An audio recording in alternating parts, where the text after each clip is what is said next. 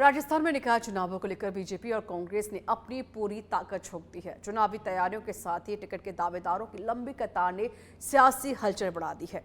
तो वहीं भारतीय जनता पार्टी ने निकाय चुनाव में जीत का दावा भी कर दिया है। इस बीच निकाय चुनावों की तैयारियों और पार्टी की रणनीति को लेकर पूर्व मंत्री प्रभुलाल सैनी से खास बातचीत की पॉलिटिकल एडिटर लाल सिंह फौजदार ने। आप भी सुनिए। लगातार दौरा कर रहे हैं, किस तस्वीर में क्या पा रहे हैं निकाय चुनाव की क्या स्थिति, क्योंकि कांग्रेस आपसे लगातार कह रही है कि आप इसलिए चुनाव नहीं करा रही थी कि आप डरे हुए हैं, कहीं ना कहीं आपको हार का भय था। कांग्रेस ने हमेशा ओबीसी के साथ छलावा किया है, क्योंकि 2017 में जब रोहिणी कमीशन बना और ओबीसी के लिए कहा गया था कि आप उनके कैटेगराइज करें, लेकिन जब यहाँ पर कांग्रेस का शासन था उन्होंने जानबूझ उसको उलझाए रखा। कॉन्स्टिट्यूशन की मांग भी थी कि आर्टिकल 15 और आर्टिकल 16(4) में ओबीसी के लोगों को भी समान आरक्षण देने के प्रावधान थे। इस बात को ध्यान में रखते हुए उसका जनगणना हुआ, रिपोर्ट के आधार पर क्लासिफिकेशन हुआ, इसलिए चुनाव में देरी हुई। लेकिन कांग्रेस ने हमेशा, अगर हम ये कहें कि 34 साल बाद के कृषि मंडी चुनाव हुए थे जो हमारी सरकार ने कराए थे, तत्काल इनके आने के बाद भी उसको इन्होंने हटा दिया और सरकारी कर्मचारियों के हाथों में वो शासन दे दिया। इसलिए भारतीय जनता पार्टी की हमेशा निष्ठा, ईमानदारी, सबको साथ लेके चलने की है। चुनाव हो रहा है लेकिन निष्पक्ष हो रहा है। रिजर्वेशन का पूरा जिस प्रकार का आना वो भी हुआ है, 95 को आधार मानते हुए भी आरक्षण हुआ है। इसलिए ऐसा कुछ नहीं है। कांग्रेस इसलिए आरोप लगा रही है, कांग्रेस तो वैसे भी पूरे देश से सिमट चुकी है। निकाय चुनाव में क्या भविष्य देखते हैं पार्टी का?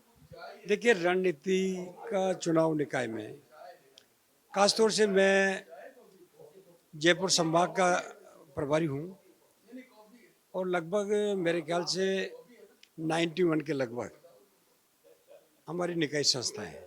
2 निगम है, अलवर जयपुर है, और इसके अलावा 12 हमारे नगर के परिषद है। बाकी 71 के लगभग जो बचता है वो हमारी नगर पालिका है।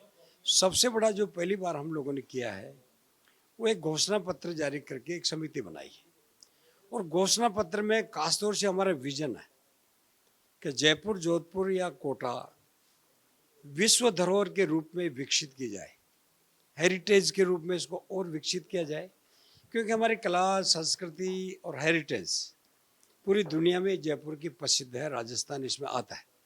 उसके साथ में हम लोगों ने जो हमारा चुनाव घोषणा पत्र बन रहा है वो जल्दी आएगा जनता के बीच में, लेकिन हमारा ये प्रयास होगा क्लीन जयपुर हो, सेफ जयपुर हो, सुरक्षित मतलब, और इसके अलावा ग्रीन जयपुर हो। ये सारे विषयों को ध्यान में रखते हुए, जैसे कि अभी जो विजन बना है उसको आधार मानते हुए हम लोग अकाउंटेबल, हमारा एजेंडा हो कि सरकार की जवाबदेही, अकाउंटेबिलिटी क्या हो, इन सारे विषयों के साथ हम जनता के बीच जाएंगे।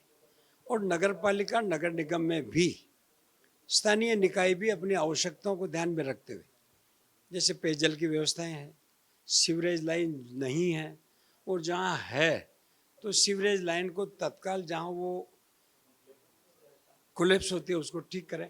ऐसे लोकल एजेंट भी हम लोग शामिल कर रहे हैं, वो आम जनता की राय से हम लोग कर रहे हैं। प्रभुलाल सैनी और जोगाराम पटेल से हमने बात की, उनका दावा है कि एक बार फिर शहरी सरकार भाजपा की बनेगी। खैर, अब गेंद मतदाता के पाले में, ये तो समय ही बताएगा कि शहरी सरकार में बीजेपी की सरकार बनेगी या फिर हाथ का पंजा काबिज होगा। जर्नलिस्ट विजय के साथ लाल सिंह फौजदार, सच बेधड़क, जय।